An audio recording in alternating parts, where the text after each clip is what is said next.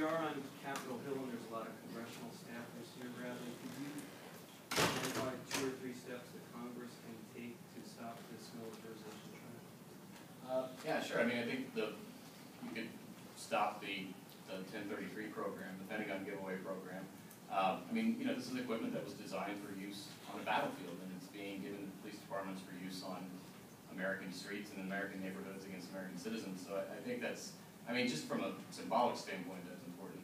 But also, I mean, I think the burn grants go to things other than just starting SWAT teams, but they do start these multi-jurisdictional drug task forces and gang task forces across the country. And the problem with these is that because they span several jurisdictions, they don't really, they're sort of quasi-independent. So there's been a lot of problems with accountability with them, as we've particularly seen in Texas with Talia and Hearn and some of these other cases. So I think, ending these grants that start these task forces, also ending the grants just that go to drug policing in general, which create a lot of perverse incentives that I was talking about.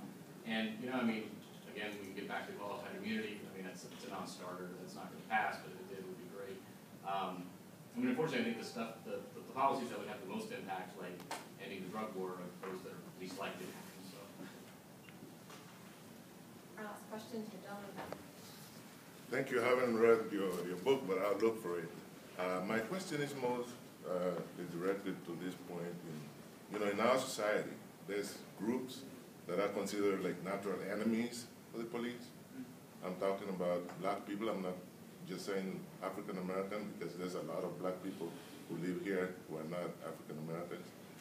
But I believe that if there was a different approach, to those communities, as opposed to, the attitudes that we're talking about that lead to confrontation, maybe there will be a better outcome, for both when their works collapse in these situations that Mr. Balko is talking about. I mean, this is something Mark and I probably agree on. The concept of community policing, where police officers, walk more beats, they go to neighborhood meetings, they're encouraged to live in the neighborhoods that they patrol, so they have a stake in the community, and the community has a stake in them, and they're, so that when it is time to use force, the community sees it as one of their own, using force to protect them, not sort of somebody from the outside, sent to impose force upon them.